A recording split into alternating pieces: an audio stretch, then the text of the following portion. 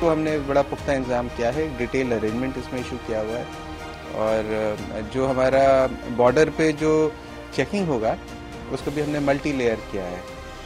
Singhu border की इन तस्वीरों को देखकर आपका भी माथा घूम गया होगा।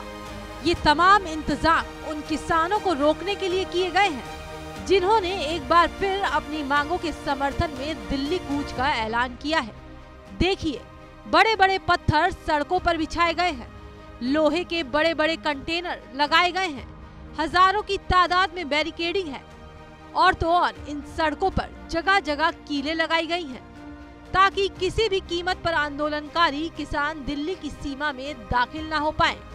और क्या क्या इंतजाम है, नॉर्थ ईस्ट दिल्ली के डीसीपी की ही जुबानी सुनिए। अभी तक जो इन्फॉर्मेशन है उसके मुताबिक थोड़ा बहुत प्रेशर सिंघू पे और टीकरी पे रहेगा और हो सकता है गाजीपुर साइड में भी आए। मेरे पास 6 बड़े बॉर्डर हैं यहाँ पे, इसमें 2 नन नगरी में, एक हर्षविहार में और एक ज्योति नगर में, फिर एक सभापुर हो जाता है करावल नगर और एक चौहान पट्टी हो जाता है हमारा ट्रॉनिका सिटी के बगल में सोनिया विहार में। तो इन 6 बड़े वाले हैं मेरे। वैसे मेरे मोटरेबल रोड्स हैं करीब 8, तो टोटल 14 मेरे एक्सेस पॉइंट्स बन जाते हैं। तो बड़े वाली सड़कों पे हम लोगों ने मेजर इंतजाम रखा है और छोटी वालों को भी कवर किया है। इसके बाद जो मेरा सेकंड लेयर है वो जिले के बीच में है, अलग अलग जगह पे, और जो फाइनल लेयर है जो मेरा before you enter new Delhi और नॉर्थ, तो वो मेरे यमुना पे हैं। 4 बड़े वाले हैं मेरे, जो जहां से यमुना आप क्रॉस कर सकते हैं। तो उन सभी को हमने बड़ा पुख्ता इंतजाम किया है, डिटेल अरेंजमेंट इसमें इशू किया हुआ है और जो हमारा बॉर्डर पे जो चेकिंग होगा उसको भी हमने मल्टी लेयर किया है। किसान चाहे ट्रैक्टर ट्रॉली लेकर आए, चाहे 7 बड़े बड़े ट्रक और गाड़ियां लेकर आए या फिर घोड़े पर सवार होकर आए, दिल्ली पुलिस का दावा है कि किसानों को रोकने के हर पुख्ता बंदोबस्त है।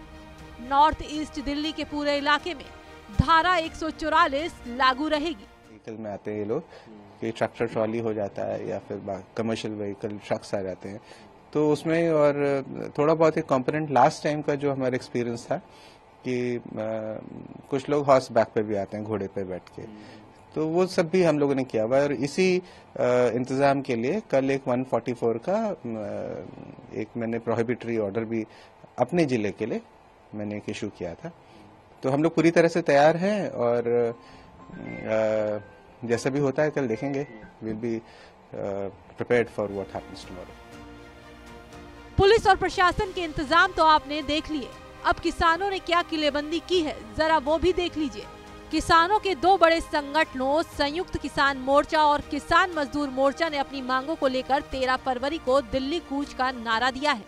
तैयारी बहुत पूरे देश भर से, हर सूबे से, तमिलनाडु से, केरला से, बिहार से, मध्य प्रदेश से, हरियाणा से, पंजाब से, राजस्थान से, सभी पूरे प्रदेशों से किसान कल करोड़ों कूच करेंगे। आज हम लोग यहाँ ब्यास से रवाना होकर फतेहगढ़ साहब में स्टे करेंगे। मीटिंग के बाद आगे निर्णय करेंगे। क्या मांगे रहेंगी सर आपकी? देखिए, मांगे वही है, एमएसपी खरीद की गारंटी का कानून बनाएं, डॉक्टर स्वामीनाथन कमीशन की रिपोर्ट के अनुसार फसलों के दाम दें, गन्ने को भी C200 के साथ जोड़ दें और उसी के साथ जो लखीमपुर खीरी का इंसाफ मिलना चाहिए, सब केस वापस होने चाहिए, बिजली संशोधन बिल वापस लिया जाना चाहिए और पोल्यूशन एक्ट से खेती बाहर निकले, मनरेगा 200 दिन चले, 700 रुपया उनकी दिहाड़ी हो, आदिवासियों की जो संविधान की 5वीं सूची उसको लागू किया जाना चाहिए।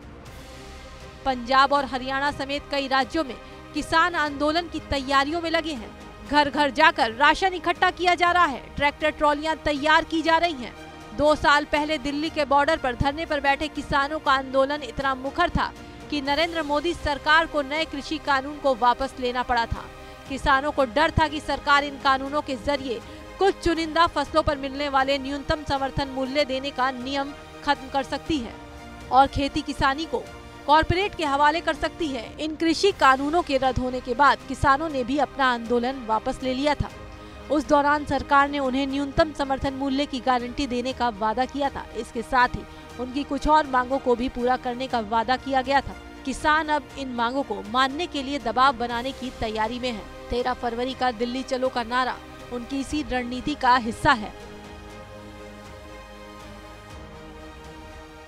भारत की बात रोहित सिंह सावल के साथ सिर्फ ABP न्यूज पर।